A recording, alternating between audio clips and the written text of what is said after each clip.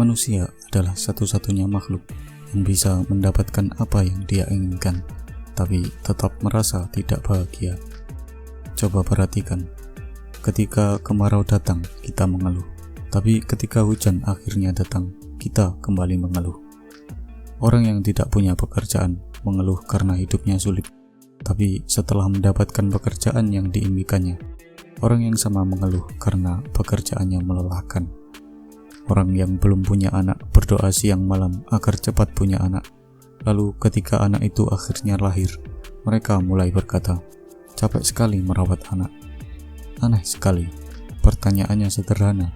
Kenapa manusia begitu mudah mengeluh dan begitu sulit bersyukur? Banyak orang berpikir keluhan itu muncul karena hidup mereka buruk. Itu mungkin benar, tapi kenyataannya tidak selalu begitu.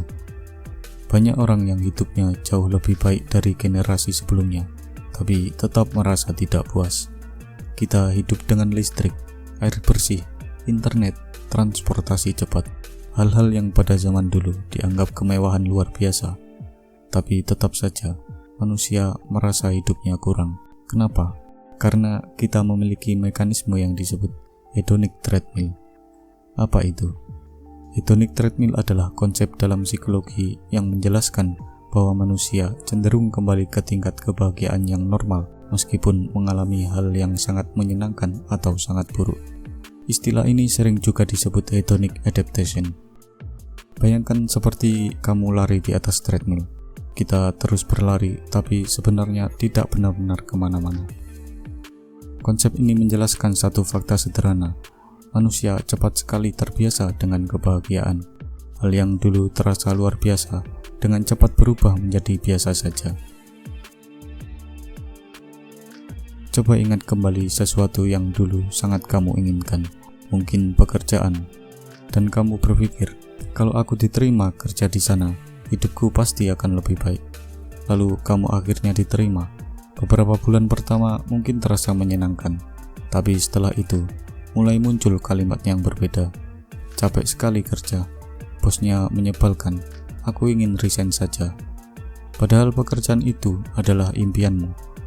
Hal yang sama terjadi pada banyak hal lain, rumah impian, kendaraan impian, bahkan pasangan impian.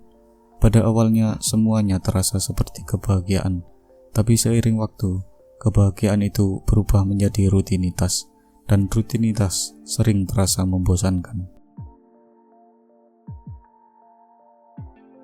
Ada alasan lain kenapa manusia lebih mudah mengeluh.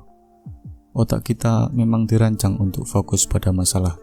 Dalam psikologi, ini disebut negativity bias. Artinya, hal buruk selalu terasa lebih kuat daripada hal baik. Bayangkan kamu menerima 10 komentar di internet. 9 orang memuji kamu, 1 orang menghina. Anehnya, yang terus kamu pikirkan bukan 9 pujian itu, tapi 1 hinaan. Kenapa? Karena bagi kita, ancaman selalu lebih penting daripada kenyamanan.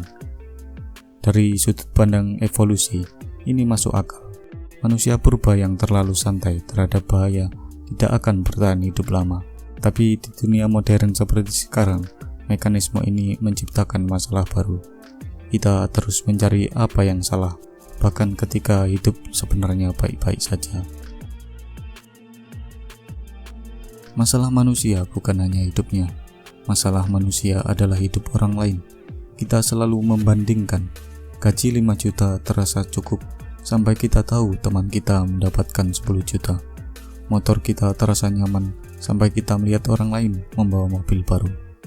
Ini dijelaskan dalam social comparison theory dari Leon Festinger. Teori ini menjelaskan manusia memahami dirinya sendiri dengan cara membandingkan diri dengan orang lain. Akibatnya kebahagiaan menjadi rapuh karena selalu ada seseorang yang terlihat lebih sukses, lebih kaya, lebih bahagia, atau setidaknya terlihat lebih bahagia di sosial media. Ada ironi yang jarang disadari. Banyak hal yang kita keluhkan hari ini adalah hal yang dulu kita doakan. Orang yang mengeluh tentang pekerjaannya dulu berdoa agar diterima kerja.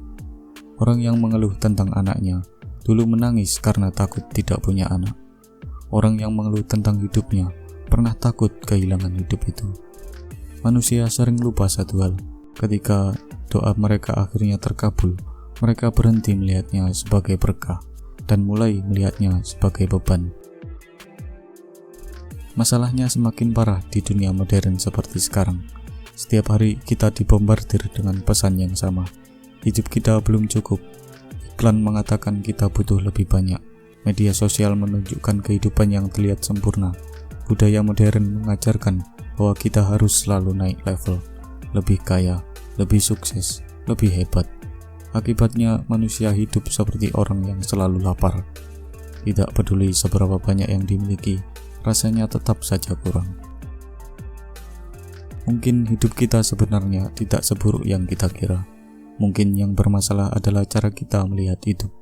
Kita terlalu sibuk mengejar hal yang belum kita miliki, sampai lupa menghargai hal yang sudah ada.